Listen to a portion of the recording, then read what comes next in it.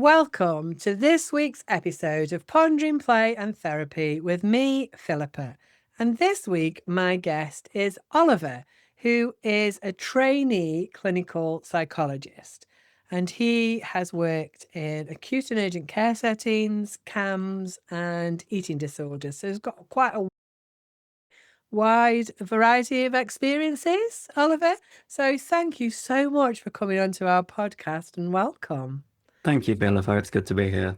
Okay, so my first question, Oliver, is what is a trainee clinical psychologist? What does that actually mean?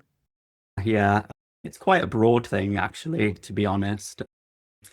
So, a trainee clinical psychologist, in terms of a UK context specifically, is somebody who is completing a doctoral level training program to qualify as a clinical psychologist.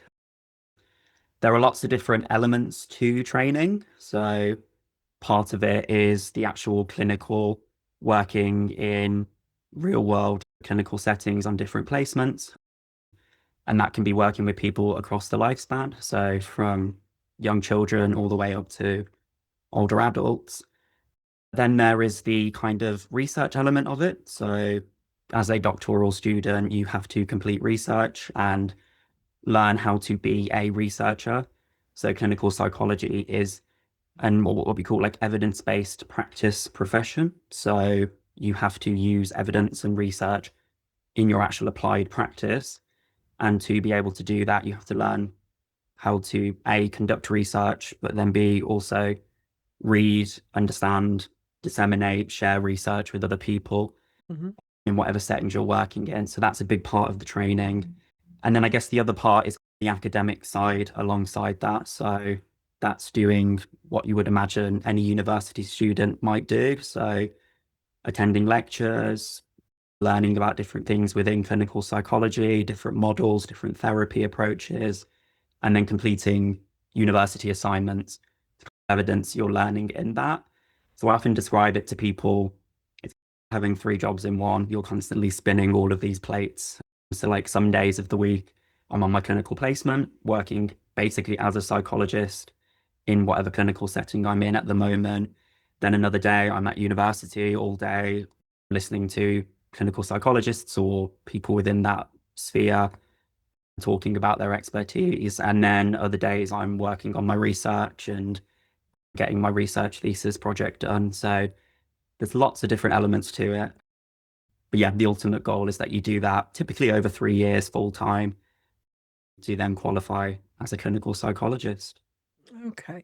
So I have some questions about that. The first one is when you say doctoral, that Yes. means that you will be a doctor when Mhm. you finish. So you get to be Dr. Oliver Yes, once hopefully. you've finished. Yes, Mm. okay. And then when you talk about clinical psychology, it it's quite a big subject. So can you just, for people who are listening that maybe don't know what psychologists do or clinical Yeah. psychology do, can you just explain a little bit about that? Yeah, of course. So typically, how I explain it is I go back to what is psychology. And so I would split like the science of psychology, which is the science of human nature and the way human beings are and think and behave. I split that into two broad camps. So you've got the kind of academic side of psychology and then the more sort of applied real world side of psychology. So the academic side is so those would be psychologists working in, say, universities or research settings, developing the science itself. So looking at thinking up theories, looking at theories and carrying out research to prove or evidence things. And that's them creating this evidence base of the science of psychology. And then the other side is the applied real world side of being a psychologist. So these are psychologists who essentially take that science, take that understanding of human nature that's being developed and apply it to the real world and to real people in various different settings. So there are different types of applied psychologists. So that would be things like forensic psychologists, health psychologists, educational psychologists, and then clinical psychologists are a type of applied psychologist. So specifically, clinical psychologists, what we do is we take that science, the understanding, the evidence base, we apply it to real world settings and in quite broad ways, but I guess a real simplified way of explaining it would be we take that evidence and we apply it to the real world to help people with their distress. So that might be helping people alleviate their distress or just manage their distress. And I appreciate that's quite broad. So you might find clinical psychologists working in all sorts of different areas and settings. So the more traditional, what you might think of as a psychologist working in like mental health settings, where we're helping people with their mental health and different types of mental health presentations. But then, especially now, it's increasingly more common to find clinical psychologists in other areas. So in the sort of general health settings. So it's not uncommon now to find clinical psychologists working in general hospitals on wards, so working in things like oncology or palliative care, helping in that physical health space. Clinical psychologists might also now, again, increasingly start working in forensic settings, in the judicial system, or working in educational settings. So there's a lot of blurred lines, I think, Mm. of where you might find us working. But essentially, I think if you were to drill down to the bedrock of it, the foundation of it, it is essentially we use that science, that evidence to help people presenting with distress in whatever context that might be. Okay. So, and so really, it's thinking about what works for people, whether they're children, babies, adults, elderly people. So what works and how do you know it works? So you've got some people who are working on, actually, we think this might work. So an example, an easy example, I'm going to ask you a little bit more about the research bit. So an easy example is cognitive behavior therapy. So we've had people on here talk about that, CBT. You can measure that if we do this intervention in this way, we start at A and we end at B, and we can see that there's been positive change for the person and that the person's reporting it. It's not about you saying, oh, I can think this is something different. This is about the person or the child, the adult saying, yes, I can see that there's been a positive change for me, the change that I wanted, and we can attribute it to that intervention, that CBT. So you've got the people that are gathering all that information and saying this is working, and then maybe adapting things when there's gaps and thinking, actually, let's try this and see if this might give a better outcome. And then you've got people like yourself who are taking that, so thinking, okay, so CBT delivered in this way for this amount of time with these people should be, you know, the best, the gold standard for that person. So things like, I suppose my next question is CBT, something that's got a beginning, middle, and end, is quite easy to to to get outcomes for. On here, we often talk about trauma and attachment. Mhm. I'm guessing that's not quite so easy to measure. Yeah, you're exactly right. So things like CBT, for example, are often thought of as like the gold standard for a lot of, if we're talking about mental health specifically, mental health presentations. But there's a big debate of is that just because A, it's really easy to evidence the efficacy of CBT because of the way that it can be tested in research, and then B, it's quite easy to do short term as well. So that means from like a funding perspective, if we're thinking about like in an NHS setting, for example, it's quite straightforward, as especially at lower levels with what we would call lower level presentations. So this would be things like mild to moderate anxiety or depression. You can quite effectively target that with CBT, which is an intervention that you can do relatively short compared to a lot of other therapies. So you've got CBT there, a type of therapy that is really quite easy to evidence. causality within research. So does this specific thing, the CBT, cause this specific outcome? So you can show that it works. And then B, like I say, it's quite easy to do in a relatively short period of time. And then also with CBT, a big part of CBT, as is the case with a lot of therapy, but a core sort of tenet of it is you're teaching the client ways to help themselves going forwards. So they often say that once you've had that CBT for that particular problem, you don't always necessarily need more CBT for it down the line. You've learned what you need. You've developed those tools there and then to help you target that problem. So should it arise or should it continue to be a problem in the future, you've already been skilled in dealing with it. So there's lots of reasons why CBT is treated as this gold standard, and it's not without its issues, as is anything. And a big part of being a clinical psychologist is being able to identify when things are appropriate, but also being really critical about things all the time. So yes, that is the gold standard, but there are issues, and I have to be aware of those issues and when best to apply it and how to adapt it for my particular client, depending on them and their presentation. So then coming on to thinking about trauma and treating trauma or helping somebody with trauma, that's typically lends itself, I think, a bit better to what we would call more sort of relational therapies. Not always, but I would be thinking of going down that sort of route. But the problem then with these sort of more relational therapies is that they're a lot harder to show cause and effect.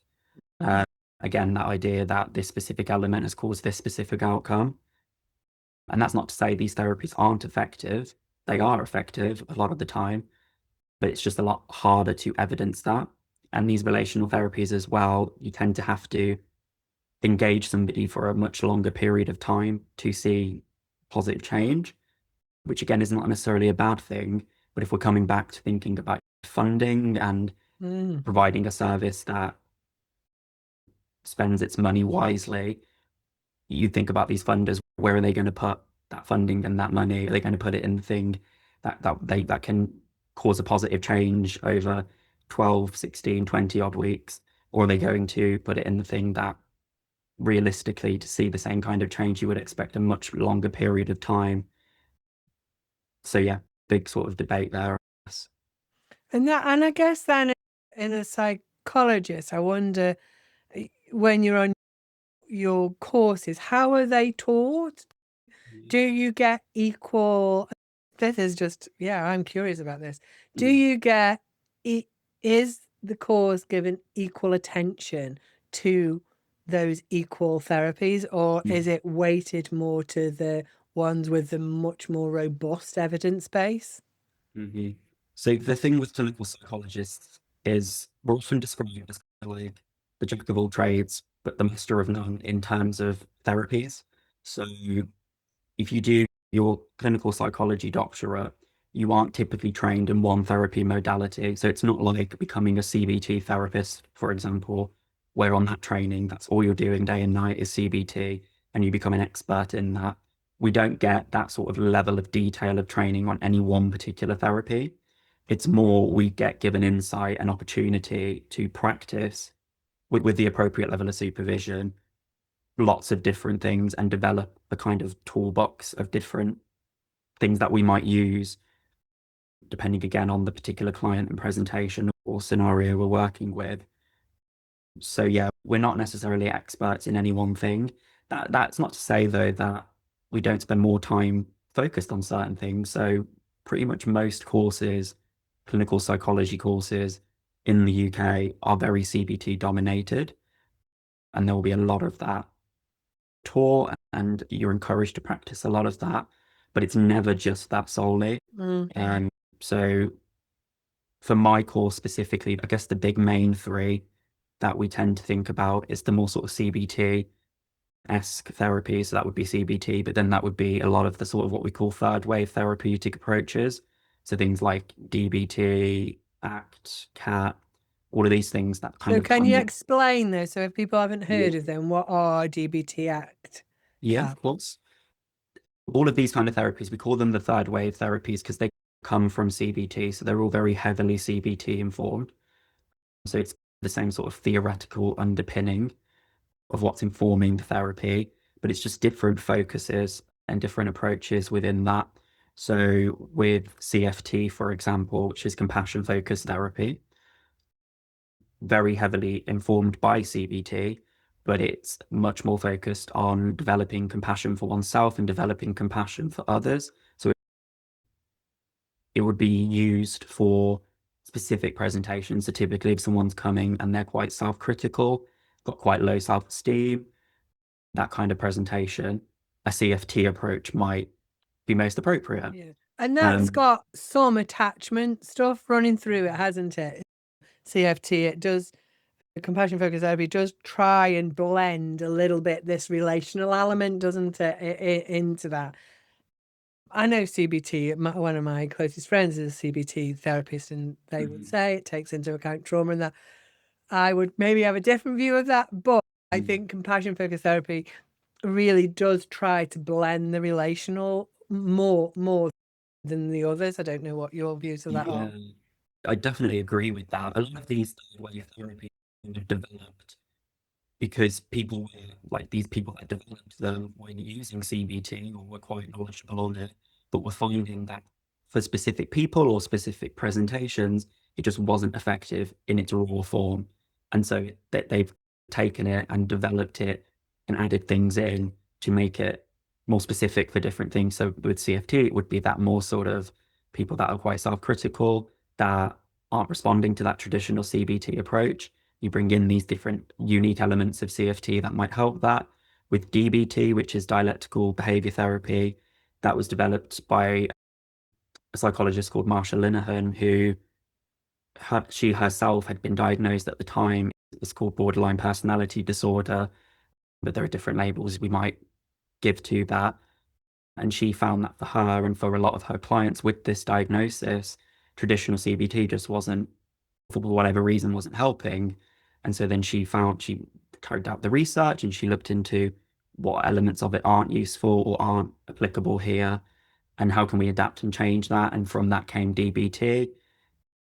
And that's the same with all of these different third wave approaches. They're basically CBT plus Yeah. for whatever it is that they need to be almost. So on training, on clinical psychology training, we start with the CBT, and then as we go along throughout our training, we can then branch off and try different things and experience these different therapies and approaches that fall under that umbrella for the different things we need them for. And you get to go on placements, don't you, and work? Like you said at the beginning, you do 3 days a week within, and do you do different placements throughout your 3 years? Yeah, so it can differ from course to course. Different courses take different approaches. It's not just a standardized thing, but they're all underlying competencies that we have to meet regardless of where we're training. And most courses, I think, now do subscribe to what we would call this competency model, where there are essentially these 9 categories that we have to prove we can tick these off. So those would be things like psychological formulation. Can we do that? Can we assess people? Can we do intervention? Can we evaluate interventions? There are these 9 things that we have to prove over our 3 years of training. We do that through going on placements. So my course specifically, we do 6 placements across the 3 years, so 2 in each year. They're typically about 6 months at a time, which is a good chunk of time to be able to go in somewhere and build a bit of a foundation and get to know colleagues and other people in the setting, and then get on with some clinical work for a good portion of time. Traditionally, a lot of courses took a more sort of lifespan approach, where you had to do placements in each different area of the lifespan. So a child placement, a working adult age placement, an older adult placement, a learning disability placement. But nowadays, with more people coming into training, so the training courses are taking on more people, which is great, but there are less placements available for trainees. So it's not the case now, at least on my course, that everyone's going to be able to do those different lifespan placements. It's much more now, can you demonstrate these nine competencies Yeah. in different settings? And ideally, that would be with people across the lifespan. So for myself, so far, I've done an adult placement, I've done an older adult placement, I'm currently doing a child and young person's placement. So I'm able to tick those, but it's not as defined in that way anymore. Mm. So, like for my next placement, I'm going into a forensic setting, working with people with severe and enduring mental health presentations that have been through the judicial system.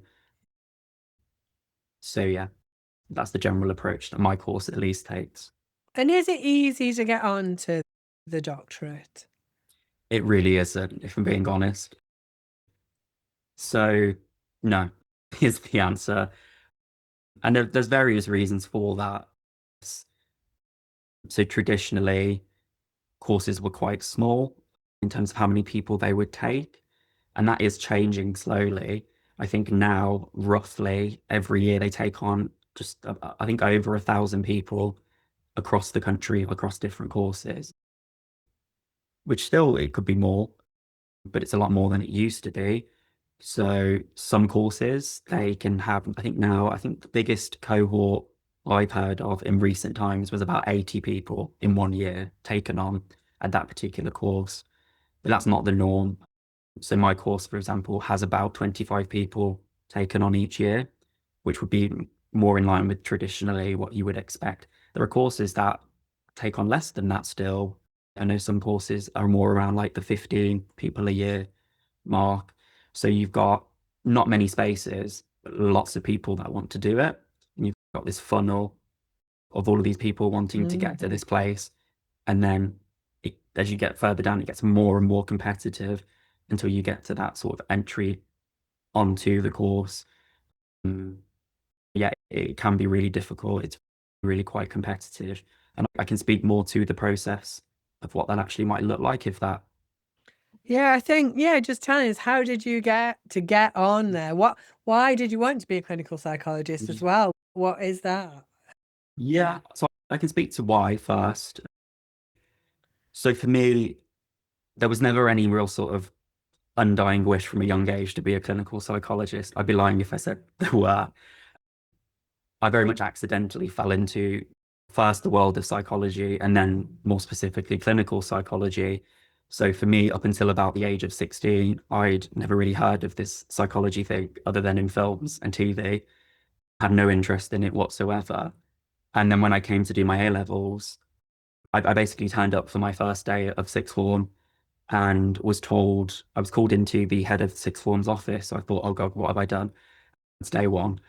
And she sat me down and she said, you can't do the options that you've chosen, unfortunately, because they clash in terms of timetabling. So you're going to have to drop one of your A level options and pick something else up instead. And she said, your options are, I think it was either A level geography or A level psychology. And I had to make a split decision there and then in that moment. What am I going to do for the next 2 years? And I just chose psychology on a whim. And then skip 2 years later, right, I'm finishing my A levels, and I'd completely fallen in love with this subject of psychology and learning about people and the human mind and how we interact with other people and everything that comes with that. To the point that I then made the decision, this is what I want to go and study at university, which I did. So then I went and did my undergraduate in psychology over 3 years, as most people do. And yeah, I just fell more and more in love with, I think for me, with initially with psychology, it was the breadth of it. There was just so much to it. One day you could be learning about the actual sort of physiological mechanisms within the human brain. And then the next day you're learning about attachment and development. And then the next day you're learning about cognition. And then the next day you're learning about mental health and mental illness. There's just so much variety in it. And for someone that's always liked to have this, I've always liked to have my finger in lots of different pies. Like I've never focused on one particular thing. It was nice to have this breadth. But then I came to the end of that undergraduate course and I had to make a decision, where am I going to go next? Um, And even then, I wasn't 100% sure. I had a couple of ideas in mind. And I actually chose to do a master's degree straight away. And I did my master's in health psychology, which is a bit different from clinical psychology. And there were various reasons why I chose to do that. And I really enjoyed that course, but there was just something missing. It just wasn't the area I wanted to work in going forward. And I learned a lot from my master's, and I would do it again. But I think the one thing it taught me was that I don't want to be a health psychologist, to be honest. And then I spent a period of reflecting and thinking about what is it that I'm being drawn to in terms of like my values and what matters to me. And I just kept coming across clinical psychology. I couldn't really shake it. And I think for a long time, I denied that almost because I knew how competitive it was. I knew how difficult a journey it was going to be to get to that point. But I So just can kept I coming. just ask you, once you've finished your master's, are you not a psychologist then? What does that mean? Because if once you've done your degree in social work, you are a social worker. Once you've done your degree in lots of things, you are then that play therapist, you're a play therapist. But once you've done a psychology degree, you're not a psychologist? Not in the UK. So there's a big debate going on about this actually currently. So just the word psychologist is not a protected title. So anyone could technically call themselves a psychologist, but there are a lot of moral and ethical issues with that if you don't have the appropriate training. However, specific titles are protected. So like clinical psychologist is a protected title, and you cannot call yourself that legally in the UK if you have not done that training and are not subscribed to the appropriate sort of board. But yeah, so once you finish your undergraduate or your master's, depending on what it was, if you haven't done the specific training to become whatever type of psychologist it is, you can't really call yourself a psychologist.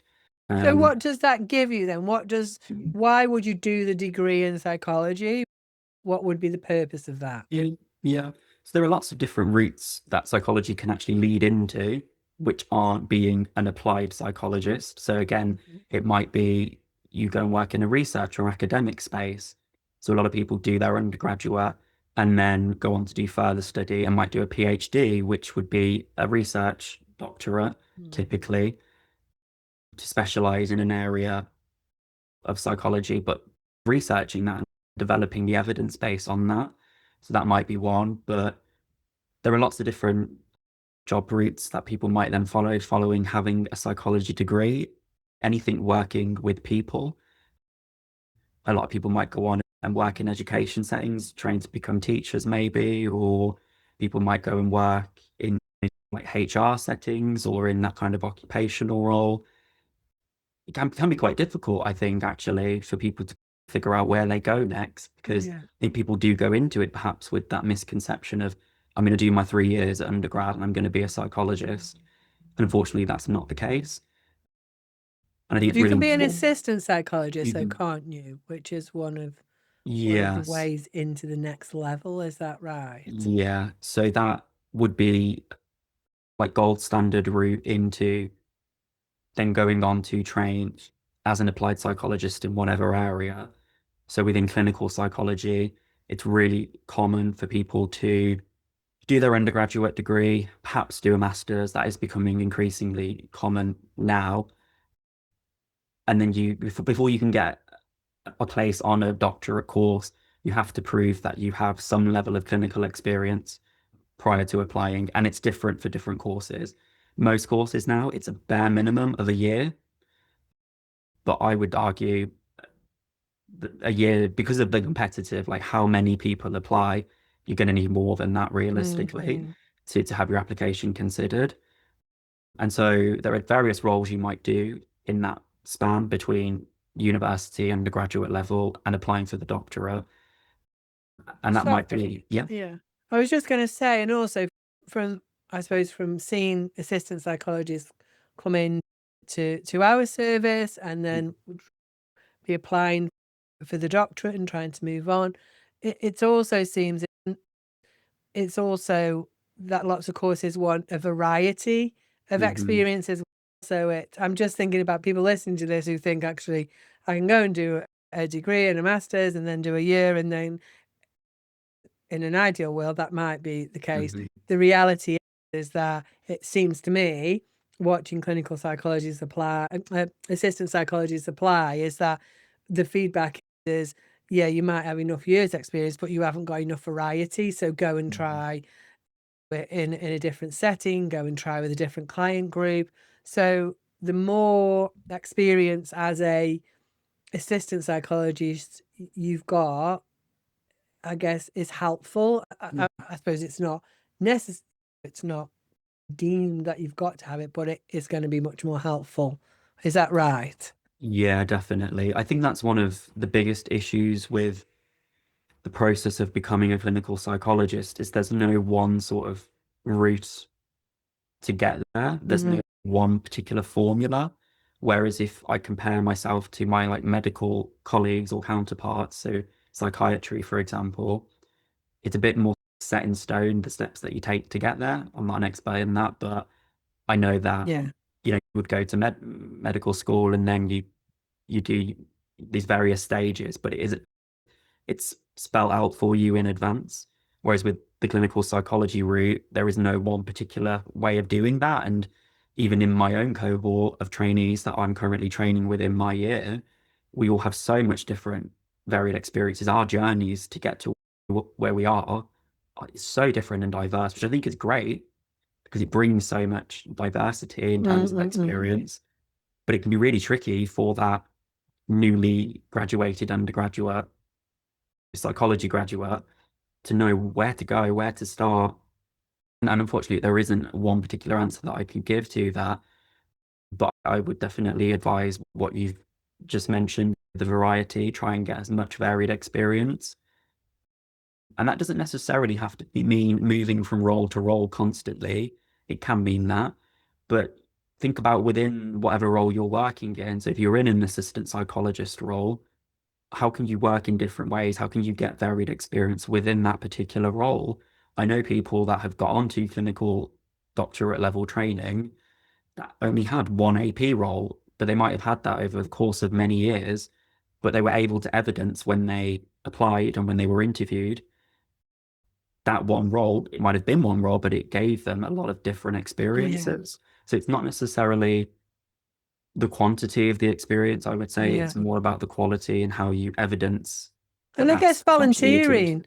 volunteering, if you're volunteering with different people or doing different bits, you're working with a community, aren't you? You're working with people, you're working within in settings or that, I guess, is evidence of that work. It can be a good foot in the door. There again, there is an ongoing debate about voluntary work though, Right. because Okay. there are questions about whether that creates a bit of an imbalance in terms of people that can and cannot access doctoral training down the line. So for me, for example, when I graduated, I worked as a healthcare assistant on psychiatric wards for about 2 years. And that was my first job out of university. And I did that to get my foot in the door and start getting experience working in a clinical setting with real people with real problems. And that was great. And that was a paid post. But then I managed to secure what we would call an honorary assistant psychologist post, which is essentially voluntary, unpaid, working in that same hospital. And I did that for about 6 months part time. But I was only able to do that because I was in a privileged enough position to be financially secure and be able to do that. So I was Mm-mm. still living with my parents and my family at the time.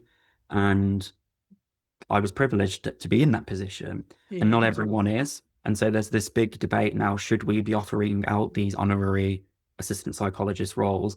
Because certain people just might not be able to take them because they're not in a position to be able to take them. And then that closes the door for them for developing Yeah. on. So I think as somebody that accessed that, and that was my way in, I can't say wholeheartedly that I don't think it should be an option, but I think it's very nuanced. And I think we have to think about how that might not be fair for everybody.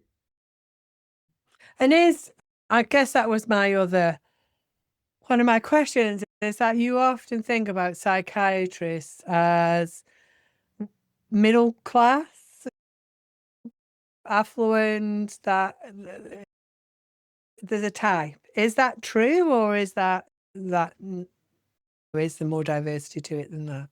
I think traditionally, the world of clinical psychology has been very specific demographic. I think there is truth to that. So traditionally, you would think of a clinical psychologist as a middle class white woman. Um, Yeah. and there is there are big movements now, and there's a lot of push to really kind of open doors and diversify the profession. And I'm very much all for that. And my stance is, I think we need to create a workforce of clinical psychologists that best represents the communities we serve. And our communities are immensely diverse in all different ways across all different aspects of identity. And we need Mm. to have representation of all of that within the workforce. And there are big pushes towards that. It's not happening quick enough, unfortunately, and there are still barriers to that, lots of nuance to it. But moves are being made to really try and diversify that profession and, like I say, create a workforce that best represents the Yeah. communities we serve. Yeah, I do, and that would be great. I could have a conversation about that in great detail, Oliver. Mhm. But I just want to talk about your experience, really, Yes, about please. that acute and urgent care and those sorts of things. What was that like working in those areas with adults? Often on here we talk about children, so it'll be Mhm. interesting to think about adults. Yeah, yeah. So like I say, I very first started out straight after my master's working in adult psychiatric wards. And that was initially in a support worker role, so less of a traditional psychology therapy sort of role. It was more hands-on, helping on the wards, but completely such valuable experience. And yeah, it was really challenging, especially as somebody that was very new to that, not really knowing what to expect. So I actually started out. So the hospital I worked in, it was a private hospital. It wasn't an NHS hospital. Had various wards. So they had an eating disorders ward, which is where I started. They had acute adult mental health wards. They had an addictions ward. They had children's wards. They had a PQ, so a psychiatric intensive care unit. So lots of different wards for different presentations and different things. And I was able, like I said, I started out on the eating disorder ward, but I was able then to kind of transition and move and work in all of these different settings, which I was very much for, because like I say, I was trying to get as much varied experience as I could. But yeah, it was a lot to adapt to and change, and I learned an awful lot from it, and I would highly recommend it to anyone who is at that point of wanting to become a clinical psychologist or wanting to work in any helping professional with people. I think doing care work or support work, whatever it is a great way to get your foot in the door because they're crying out for people, but also such invaluable experience. It really teaches you a lot about the basics of human connection. So yeah, I'd highly recommend it. And you say you then got the assistant psychologist post there. How did that differ from the healthcare? So that was very different and very difficult to acclimatize to, I think, as well. So essentially, it was an honorary post, so it was voluntary and it was part-time, so it was just the 1 day a week in this AP post on the eating disorders ward. But then I obviously I did that 1 day a week, but I still needed to earn an actual living alongside that. So I kept my support worker role alongside that. So I would do 2 or 3 shifts as a support worker. So they were 12-hour shifts a week. And then I would do my 8 hours. I think it was on a Thursday every week as the assistant psychologist on the eating disorder ward. But then that meant that I couldn't then work on the eating disorder ward as a support worker Mhm. because those are two very different roles. So as a support worker, you're there with people in their most vulnerable state constantly. And you have to get involved in things, quite personal things. Whereas as an assistant psychologist, you're in that more kind of therapeutic role, and there are therapeutic boundaries that need to be kept in place. So when I was in that AP role, my supervisor, who was the psychologist for the ward, was very adamant that unless you are working with someone, so you're in a session, for example, you shouldn't be on the ward. Yeah. You need to come off and you need to go to the therapy office in the hospital and be based there. And you come onto the ward to do your sessions with people or run your psychology groups, which I used to do a lot of. And then you come off. Whereas as a support worker, I would be on that ward 12 hours a day. I'd be sat with people. Some people, especially on eating disorder wards, they would often be on bed rest because they'd be so physically frail. They'd be sat in bed all day and you'd be sat there in their room with them as a support worker. So a massive shift, a massive Yeah. difference Yeah. for me. Yeah. And then did you go from there into the doctorate, or did you do some other roles? Yeah, so I had a few more years of pre-training experience to get in the bag first. So I was there at that hospital for about 2 years all in all, including the AP, honorary AP 1 day a week. And then having done that for only 6 months, 1 day a week, that was enough experience for me to then start getting interviews for actual paid full-time assistant psychologist posts, which were pretty much all in the NHS. So I started interviewing for those, and I got quite lucky, I think, that I only interviewed for a handful before being offered one. I know some people go to an insane amount of interviews and get rejection after rejection until they finally do get that opportunity.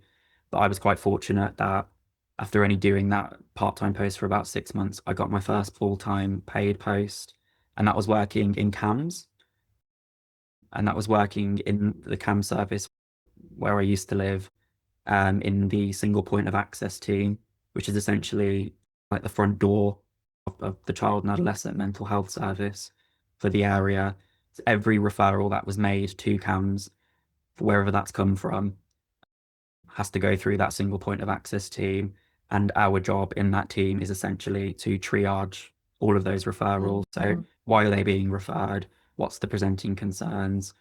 Where's best to put them? Can we even help them? Do we even have a service for them? Or do we need to signpost elsewhere or refer on elsewhere? So that was predominantly my job. So as an assistant psychologist in that team, it was a lot of screening referrals and then contacting people. So either the young person or young person's parent or carer. In some cases, if it was a school referral, it might be contacting teachers. On rare occasions, if it was a GP referral, we might contact them for further information. So lots of liaising with different people to get as much information as we could to come to a decision then as a clinical team of what do we do with this referral, how best, if at all, can we help this young person. So you are the person that we all get frustrated with, then you're the one that's Essentially. like, why haven't you taken my referral? Yeah, Yeah, and that it's a really difficult position to I be can in. imagine. I honestly, I can. I've worked in CAMS myself, Mhm.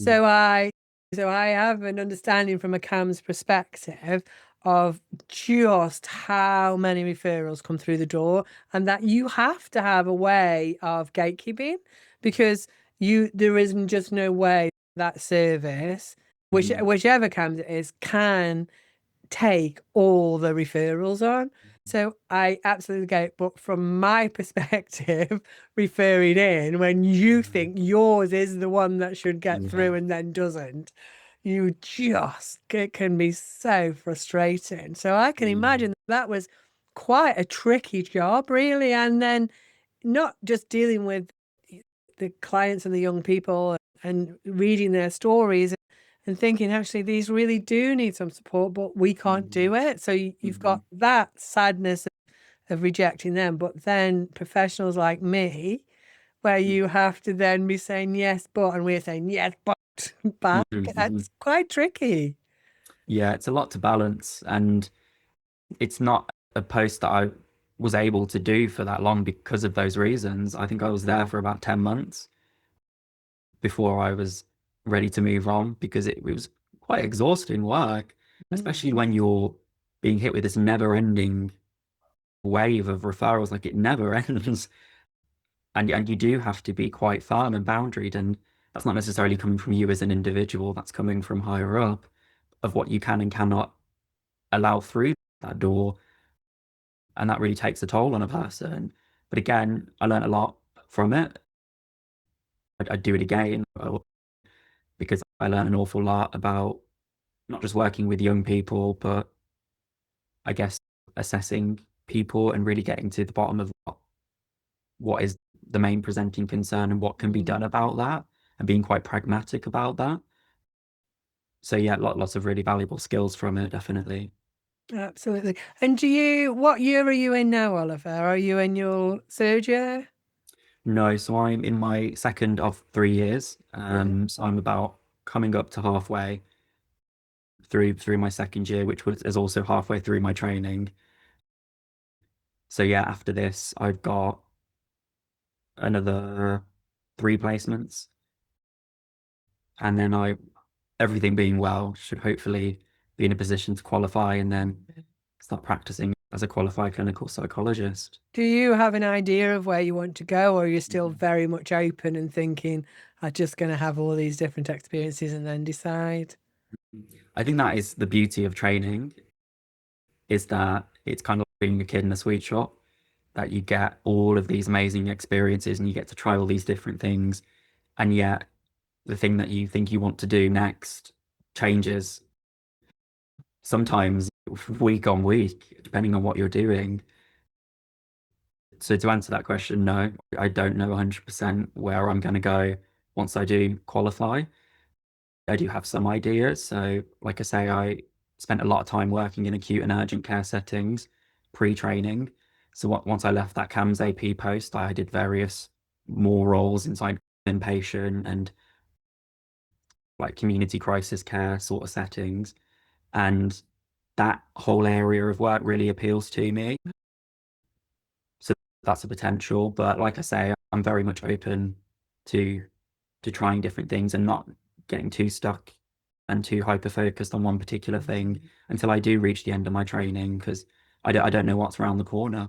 No, and I think it's really true. When I did my training, the one thing that I was not going to do was work with children ever. I didn't Mhm. go to any of the, you get options sometimes, don't you, that there'll be three lectures on older adults, learning disabilities, children, and you can choose which one. I never went to any children ones because that I was just adamant that I was never going to work in children and families. It was going to be too difficult, all that sort of stuff. And it's literally the only thing I've ever done is work with children and Yeah. families. I've never done anything else. So I think it's good to have all those experiences, be open, and yeah. Also, you've got to see when you get out the end what jobs are there, haven't you? Yeah. Is also the thing. But it is interesting. I think things you think you're going to perhaps not be drawn to or particularly enjoy, you often do get surprised. I'm quite similar in that I never thought I'd be interested in working with young people. And yet I'm on my child and young persons placement currently. And it is by far and away one of the most enjoyable experiences I've ever had on training Mm. from before. And so it has really surprised me, and it does throw a bit of a curveball at you of, hang on, is this what I want to do? That's another thing to potentially consider. So yeah, like I say, it's about keeping your options open. Absolutely, absolutely.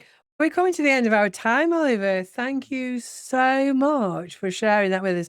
And it would be really interesting, maybe in 18 months' time, for you to come back and let us know where you've ended up, what Mhm. you chose to do, how you've done, and we can call you Dr. Oliver on our podcast. But thank you so much for your time. It's been amazing. Thank you so much for having me, Philippa. It's been lovely to have the space to reflect on it all as well. So thank you.